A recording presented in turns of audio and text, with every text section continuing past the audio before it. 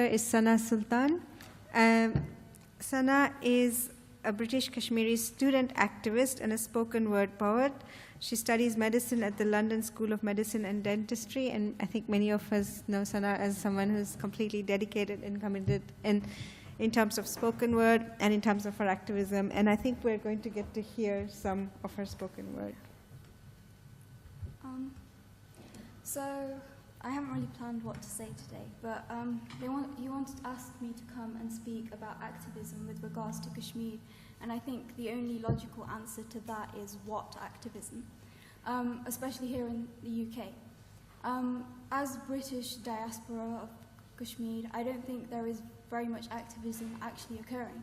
And for me, as a young Kashmiri of a similar generation to Fahad, and understanding what is happening in Kashmir today, which I'm sure all of you have understood having listened to everybody else who's spoken, it's very difficult to come to terms with the idea that there is actually very little being done here.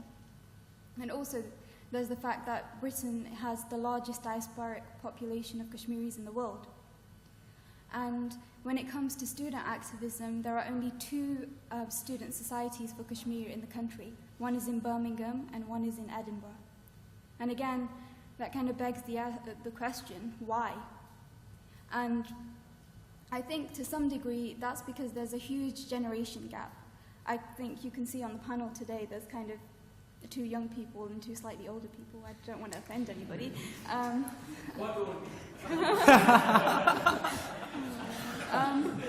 And that kind of reflects the problem that we have. A lot of young people in Kashmir, young people from Kashmir here in the UK who were born and raised here, have very little understanding of what's going on at home.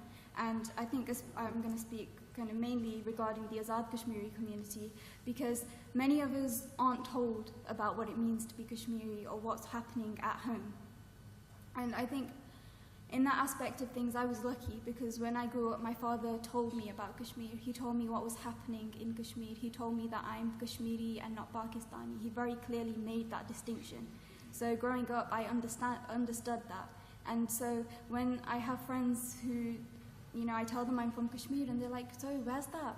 So then I explain I'm from Kashmir, it's occupied by 3 countries, Pakistan, India, China, and you know the spiel.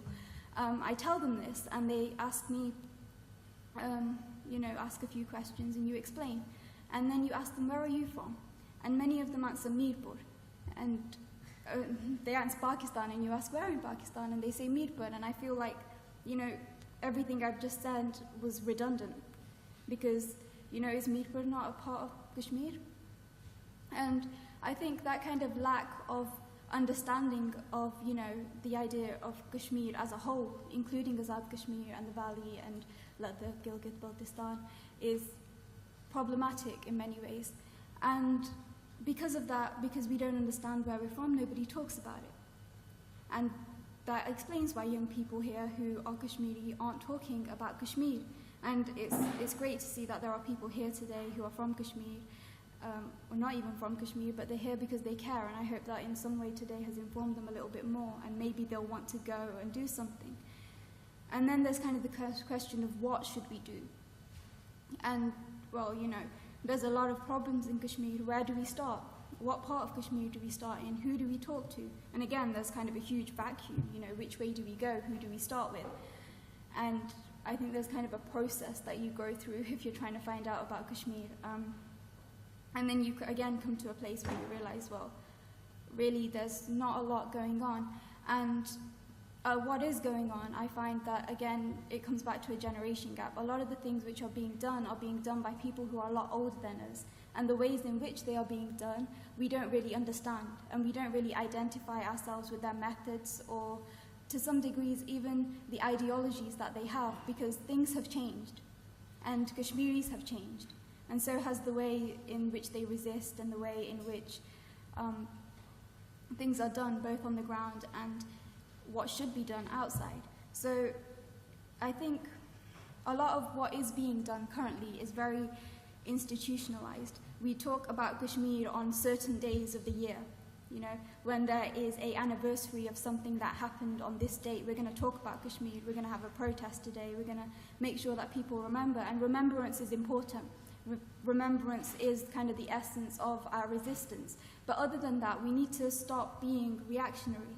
You know, if we have to do new things, we need to generate things which aren't only done in response to things which India does in Indian-occupied Kashmir, or, you know, other events which occur out there. We need to do things which are continual, which gauge the attention of the media, which bring Kashmir back to the forefront of, you know, the international forums, where earlier you were saying that it's not even within the top 10, not in the US or in Delhi. And why is that? You know, we have to raise these questions. And I think we have a long way to go with that, but that's kind of what I had to say about activism.